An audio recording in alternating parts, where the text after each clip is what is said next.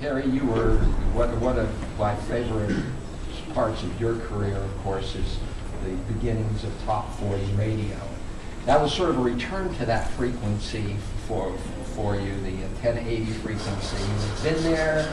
They had changed to a format that you just didn't quite fit, and then they changed to a format where you fit again. Tell me that thing, and tell me about the record hops, because you have a great story of Neil Sedaka. For years.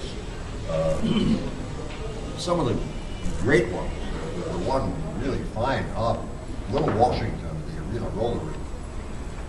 We used to get 750 to 1,000 kids in there every Sunday night.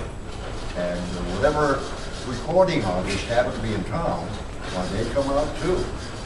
We had to call the police one night because Johnny Mathis was going to appear with us. I mean, he attracted the biggest attraction I ever had on a record on. And we had to turn away about 1,500 people. And the police came and they handled the crowd okay. But that was weak radio at 1080. We were a daytime station, broadcasting only from sun up to sundown. But prior to that, at that same frequency, there was a radio station known as WPGH. You think that sounds for Pittsburgh? No. The station was owned by George Hartman, who also, with his mother, owned Westview Park. Westview Park, George Hartman, WPGH.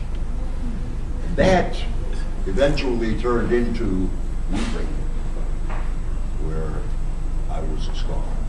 And in between, it was Wiley, W-I-L-Y. Wiley came right after WPGH. Wiley Avenue is along with Center Avenue, is the center of things down there. And all of it is W-I-L-Y, fit beautifully. We brought in from Memphis two guys, Bill Powell and Lee Doris. And WPGH had been playing music, soft, dreamy music to wake up on. There was no advance announcement of Wiley Radio. Now that morning, the first morning, all these people were accustomed to say, waking up gently, right? Along came Lee Doris, the wild child of Druck and Drive. Have no fear, Lee Doris is here, baby. And, oh, yeah, scared the hell out of everybody. Knocked people out of bed. Instant hit. Instant hit. Can I tell one of those stories? Sure. Excuse me, I've got a cold. My first job at WPGH, my first job in radio, I never had any experience. But I liked it. I always wanted to be a radio. So here was an opportunity.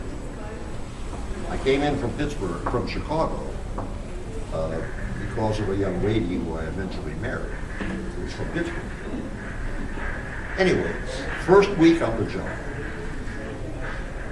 Now, being from Chicago, I had never heard of daytime radio.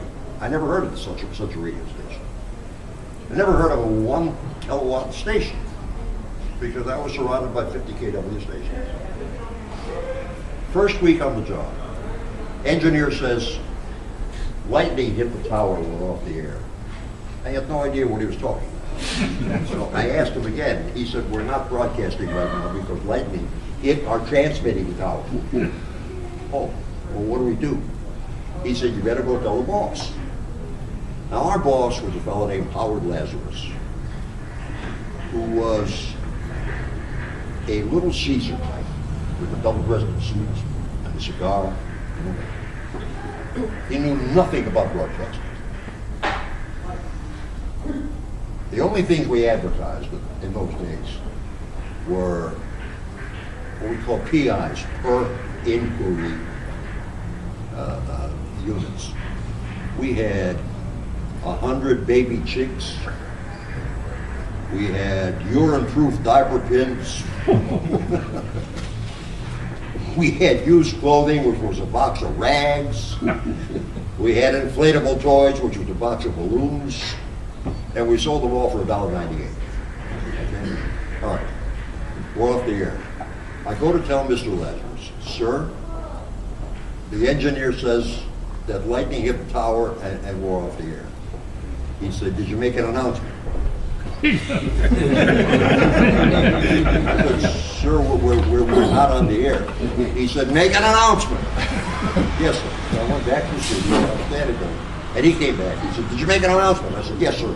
He said, good fellow.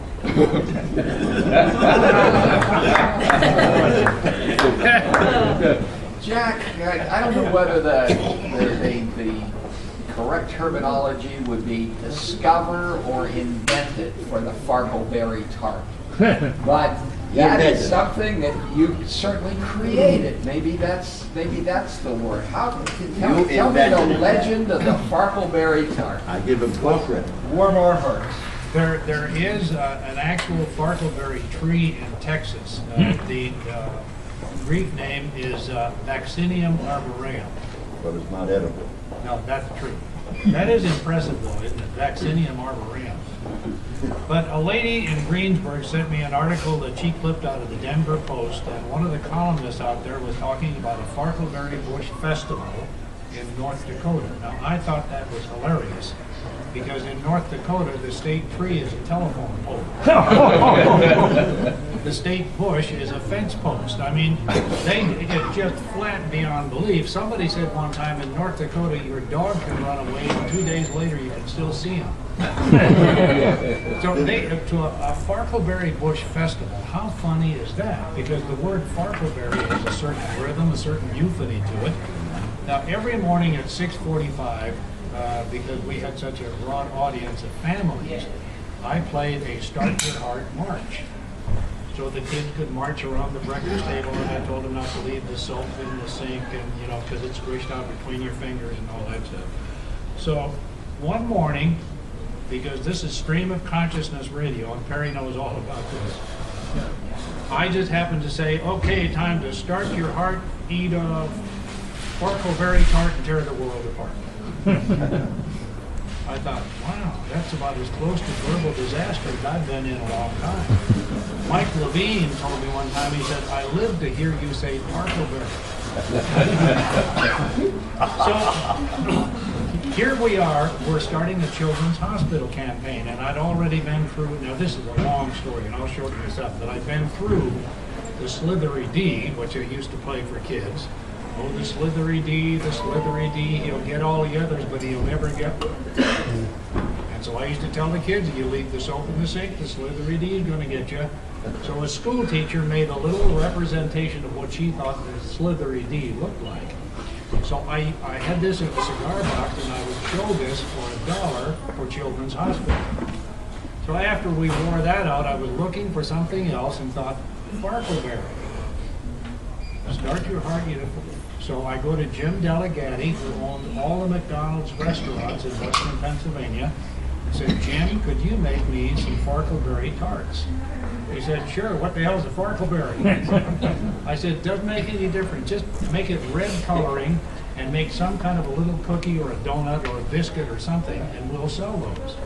And thus was born Farkleberry tarts, Farkleberry snickerdoodles, Farkleberry brew, and Farkleberry cookies. I mean, we went on with Farkleberries for years and years and years after that. But it was nothing but a magnificent accident, because we had to rise to the occasion every year for Children's Hospital and come up with something else. So we're back to stream of consciousness radio again.